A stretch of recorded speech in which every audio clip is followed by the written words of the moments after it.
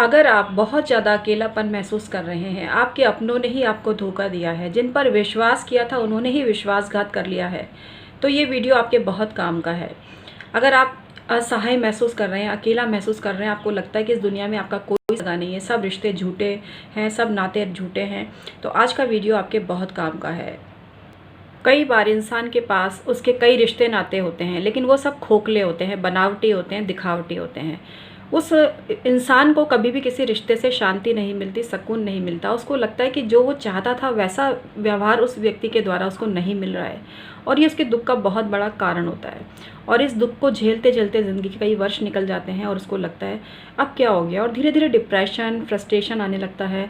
अकेलेपन की जो दुनिया है वही सुहावनी और अच्छी लगने लगती है। मित्रों, अकेले होना कोई पाप नहीं है। आप लकी हो कि आप अकेले हो, क्योंकि भीड़ में रहकर भी बहुत लोग अकेले हैं। बस शोबाजी होती रहती है ज़िंदगी की कि ये मेरा वो है, ये मेरा ये रिश्ता है, ये रिश्ता है। सब खोखले रिश्तों में जीते हैं। आज अगर आप मेरी इस बात को समझ लेंगे तो जीवन में कभी अपने आप को अकेलापन महसूस आपको नहीं होगा, कभी आप अपने आप को अकेला नहीं समझेंगे। मित्रों, एक छोटी सी बात आप समझ लो कि ज़िंदगी में जब आप पैदा हुए थे तो आप अकेले ही थे। मोह के बंधनों ने आपको इतना ग्रसित कर लिया कि आपको हर कोई अपना लगने लगा। जिसने आपसे प्यार से बोला, जिसने आपकी हाँ में हाँ मिलाई, जिसने आपकी हर बात में, सही गलत हर बात में स्वीकृति दी, वही आपको अपना लगने लगा। पर मित्रों, ऐसा होता नहीं है। कई बार हामी भरने वाले लोग ही ज़िंदगी की बहुत बड़ी खामी होते हैं, क्योंकि हम उनको नहीं समझे होते हैं। वो चमचे होते हैं, उनको आपके पैसे का लालच होता है, उनको आपके सानिध्य का लालच होता है। तो इसलिए सबसे जो निस्वार्थ रिश्ता है उसको कभी आपने तलाशा ही नहीं। वो निस्वार्थ रिश्ता एक तो इंसान के साथ उसके माता पिता का होता है, लेकिन दुर्भाग्यवश कई बार आज के इस कलयुग में भी माँ बाप भी अपने बच्चों के सगे नहीं होते। तो ऐसे में कोई वो इंसान क्या करे? पति धोखा दे देता है, पत्नी धोखा दे देती है, तब ऐसे में वो इंसान क्या करे? दोस्त दगा दे जाता है तो वो क्या करे?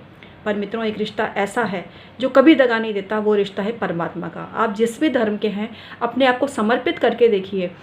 परमात्मा की कभी परीक्षा मत लीजिए कि मैंने तुझे इतना भोग लगाया तो तू मेरे लिए इतना कर, तभी मैं तुझे मानूं। नहीं, आपको निस्वार्थ भाव से उसे मानना है। वो आपके लिए कुछ करता है तो ठीक है। अरे, वो आपके साथ खड़ा है, ये क्या कम बड़ी बात है? वो हमेशा आपके साथ खड़ा है, आपके सारे सुख दुख को वो वॉच कर रहा है, देख रहा है। और आपको जो जन्म जिस हिसाब से आप जी रहे हो ना, ये नियति है, ये नियति है, यही कुदरत है, यही प्रकृति है, और आपको इसी तरह से ज़िंदगी निकालनी है। बस आप उसमें श्रेष्ठता का भाव अपने विचारों के द्वारा भर सकते हो। दुख में भी सुख की अनुभूति कर सकते हो। इसका एक प्रयोग भी मैं बता रही हूँ आपको, वो करके देखना। आपको क्या करना है, एक कटोरा बर्फ़ लेना है और उस बर्फ़ से अपने आप को टच करना है। थोड़ी देर बाद उस बर्फ़ की ठंडक को अपने भीतर महसूस करिए। इसके बाद कोई गर्म चीज़ लीजिए। ये आप अलग अलग समय पर भी कर सकते हो। एक समय पर आपने ये ठंडा वाला प्रयोग किया, एक समय पर, मतलब एकदम कंटिन्यू दोनों को करने की ज़रूरत नहीं है। एक दिन ये करो, एक दिन ये करो। गर्म चीज़ को टच करो, फिर उसकी गर्मी को महसूस करो। एक दिन आप थोड़े से पानी के छींटे अपने ऊपर दो, उसके बाद आप इन छींटों को महसूस करो। बिना चीज़ की मौजूदगी के ही जब आप इन चीज़ों को महसूस करने लगोगे तो परमात्मा आपको दिखे ना दिखे, उसकी मौजूदगी हमेशा आप फील करोगे। और जब आप भक्ति की पराकाष्ठा पर पहुंच जाओगे तो उसके दीदार आपको अपने अंतर्मन में होने लगेंगे। आपके जीवन में ऐसी घटनाएं होने लगेंगी जो आपको ये बताएंगी कि परमात्मा आपके साथ में है। तो मित्रों, घबराओ मत। इसके अलावा एक और प्रयोग मैं आपको बता रही हूँ, वो भी आप कर सकते हो।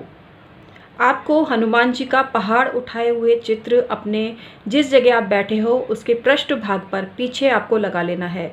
जैसे मैं अभी यहाँ बैठी हूँ तो मेरे समझ लीजिए जो पीछे वाली जगह है, जैसे कि जो मेरा पीछा वाला जो एरिया है, वहाँ पर आप समझ लीजिए हनुमान जी की तस्वीर, और जो पहाड़ उठाए वाली है वो लगा लेनी है। तो इस तरह से आपको जहाँ आप बैठते हो, जहाँ आप सेटिंग करते हो, उसके पीछे हनुमान जी की पहाड़ उठाई हुई तस्वीर आप लगा दीजिए। उसके बाद आपको ज़िंदगी में कभी किसी की ज़रूरत नहीं पड़ेगी, कभी अकेलेपन का एहसास नहीं होने लगेगा, और आप अपने आप को ही सर्वस्व समझने लग जाओगे, सर्वश्रेष्ठ समझने लग जाओगे, और अकेलेपन के आंसू नहीं बहाओगे। मित्रों, नहीं बहाओगे। किसी ने आपको साथ देके क्या दे दिया? जो कुछ आपने अर्जित किया, अपने आप ही अर्जित किया है। हर मनुष्य अपने आप अर्जित करता है, लेकिन थोड़ा बहुत हम सपोर्ट किसी का ले लेते हैं तो बस वह अपनी गाने लगता है, अपना एहसान आप पर थोपने लगता है। तो ऐसी खोखली ज़िंदगी से क्या फ़ायदा? आप अपने आप से प्यार करो, अपने आप में विश्वास करो, और जो दूसरा व्यक्ति है वो सिर्फ परमात्मा है। परमात्मा के अतिरिक्त कोई नहीं है। माता पिता जीवित हैं तो माता पिता के चरणों में ही भगवान को अनुभव करें कि माता पिता के जो चरण वंदना आप कर रहे हैं तो वहीं पर भगवान आपके माता पिता के चरणों में नहीं है। कहने का तात्पर्य यह है कि जैसे चरण वंदना आप भगवान की कर रहे हो तो जिस तरह से भगवान की पूजा आप करते हो उसी प्रकार से अगर अपने माता पिता के आप पैर छूते हो तो वो उसके ही समकक्ष है। यहाँ ये कहने का तात्पर्य है। परमात्मा तो सबसे ऊंचा है, आपके माता पिता से भी ऊंचा है, पितृ भी आपके माता पिता से ऊंचे हैं, लेकिन यहाँ कहने का तात्पर्य है कि माता पिता के चरणों की जो उपासना करता है वो वैसी ही उपासना है कि मानो आपने परमात्मा को ही प्राप्त कर लिया। यहाँ ये तात्पर्य कहने का।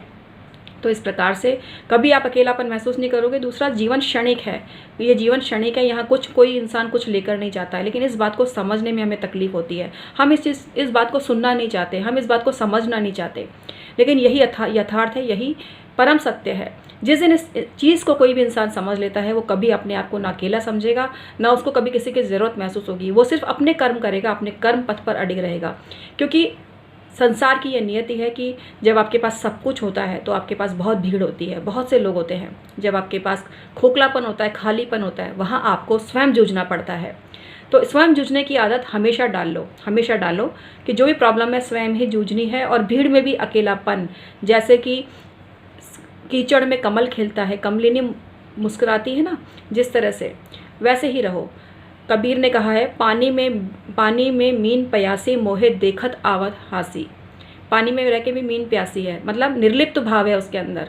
पानी में रह के भी, ये उलटवासी है। कबीर ने उलटवासी शैली में मतलब उल्टी चर्चा बहुत की है और बहुत से कवियों ने की है।